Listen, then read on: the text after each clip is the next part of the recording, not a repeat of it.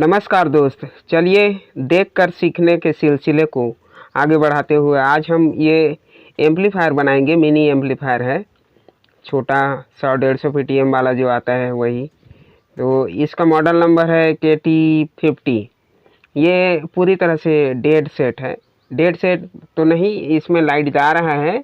इसमें डेड इस बात को बोल रहा हूँ कि इसमें किसी भी प्रकार से साउंड नहीं आ रहे हैं। बॉक्स में और ना ही यूनिट में किसी में भी साउंड नहीं आ रहा है। हालांकि इसमें लाइट आ रहे हैं लेकिन किसी भी प्रकार से आवाज़ सुनाई नहीं दे रहा है।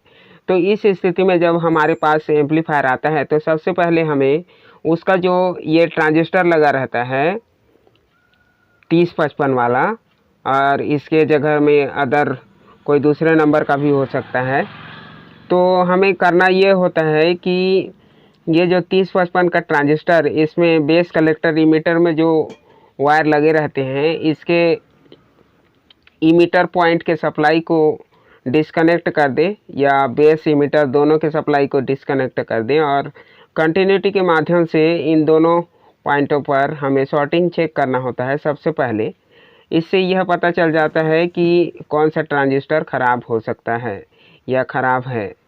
अगर इसके इमीटर पॉइंट पर आपको शॉर्टिंग मिल जाए या बेस पॉइंट पर शॉर्टिंग मिल जाए तो सामान्य तौर पे वह ट्रांजिस्टर ख़राब ही होता है।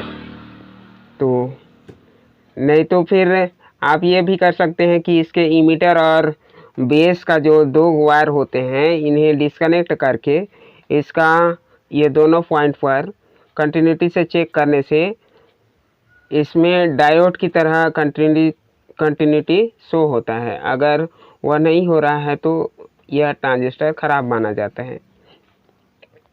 कुछ इस प्रकार से इसे चेक किया जाता है। ये देखिए, इसमें कुछ भी शो नहीं हो रहे हैं, ना ही बेस कलेक्टर इमीटर किसी भी पॉइंट से, और इसका ये जो किसी एक पॉइंट से शॉर्टिंग भी दिखाता है तो भी ख़राब माना जाता है।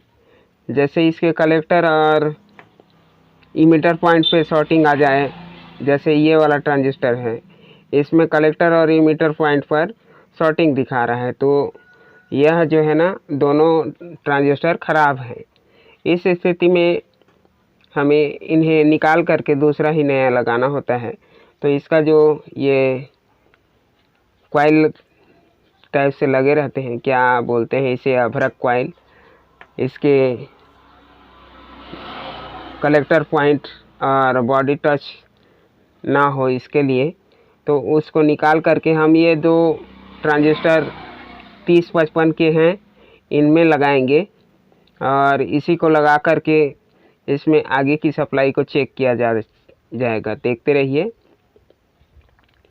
इसे चेक करने का फार्मूला यह रहता है कि यह जो ट्रांजिस्टर है ये केवल दो ही पॉइंट पर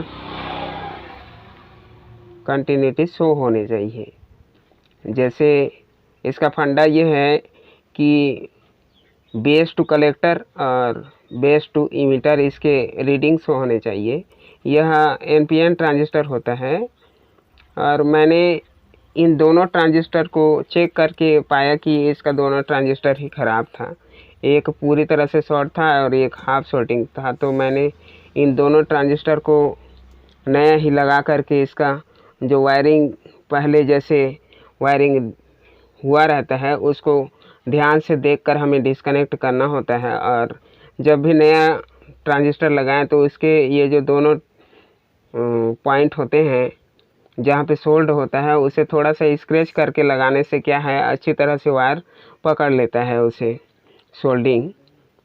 तो इस स्थिति में हमें ये जो दोनों ट्रांजिस्टर हैं, या इसके जगह 4 भी लगे होते तो सब के सब अगर ख़राब नहीं होते हैं फिर भी सबको बदलना होता है, क्योंकि उन पर भी शॉर्टिंग का प्रभाव पड़ा रहता है, इसीलिए उन्हें भी बदल ही देना चाहिए। अब चलिए हम इसमें बॉक्स लगाते हैं और इसका आवाज़ टेस्ट करके देखते हैं। ये बहुत ही पुराना एम्पली है, और चलिए इसका आवाज़ टेस्ट करके देखते हैं। वॉल्यूम मन ना सब खराब हो रखी से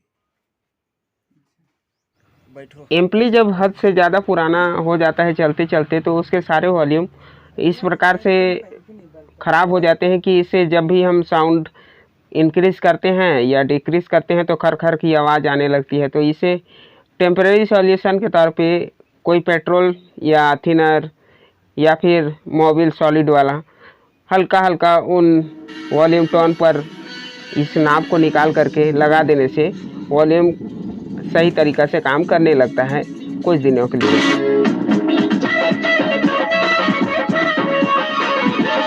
भाई, आपको अगर हमारा यह वीडियो बनाने का प्रयास अच्छा लगा हो तो एक लाइक ज़रूर कीजिएगा, और इसी तरह के कंटेंट देखना चाहते हैं तो हमारे चैनल को सब्सक्राइब भी कर सकते हैं और हमारे साथ जुड़ सकते हैं इस रिपेयरिंग के सिलसिले को देखकर सीखने के सिलसिले में।